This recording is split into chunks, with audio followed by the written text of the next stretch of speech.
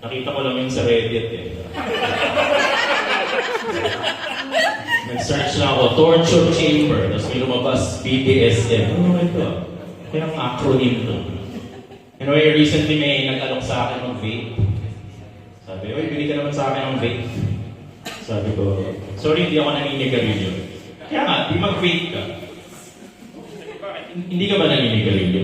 Hindi, kasi nag-vape ako. Pero naninigarilyo ka dati. Hindi, vape na ako agad eh.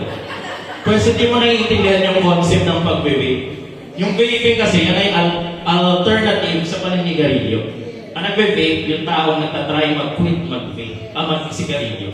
So kung vaping lang yung ginagawa mo, medyo mali ka, hindi mo naiintindihan.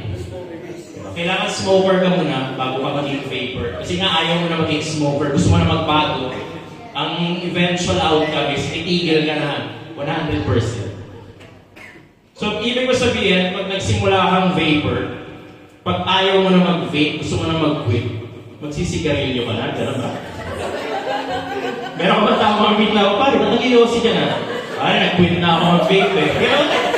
Kaya finally, napigilan ko na rin yung buwisit na habit na yan. Kaya naninigarilyo din na ako ngayon. Problema, medyo addicting tong iossi ha. Kailangan ko na mag-quit. O gano'n? Paano mag-quit ngayon? Mag-vape ako ulit, diba? Ano kung baga, may reverse engineer ko lang yung proseso, di ba? Pero actually guys, yung vaping, ano siya, marami mga, there are a lot of things na hindi bagay yung vaping. Kunyari, ano ka, with, suspect interrogator. Yung ba tawag doon? Yung sa mga eksena sa movie na i-interrogate yung suspect. Di ba? Pagka Yossi yun, bagay eh. Di ba? Tipo, sabihin mo na! Sino ang nagsusupay ng drugs? Sir, hindi po ako.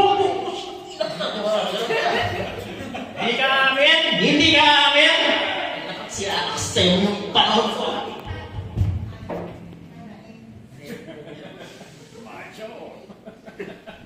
Hindi ka amin. Sir, napagkamat sa... Diba? Subukan niyo yung sabihin, di ba? Sentrahin niyo, ha? Diba? Sino?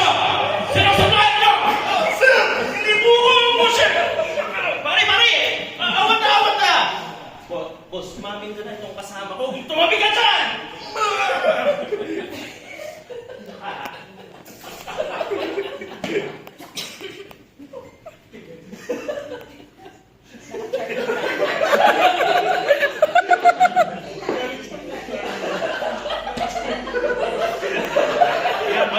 Manunod ka sa strawberry, leche ka! Si battery, akin yung isa pa, yung disposable! Bigyan sa amin! Yan, apple naman!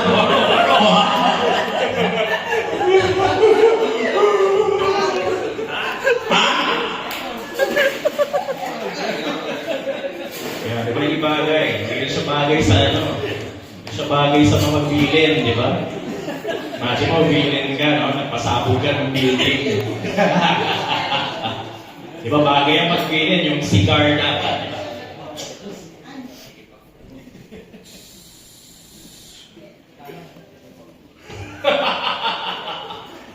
Di ba pag vape, ano?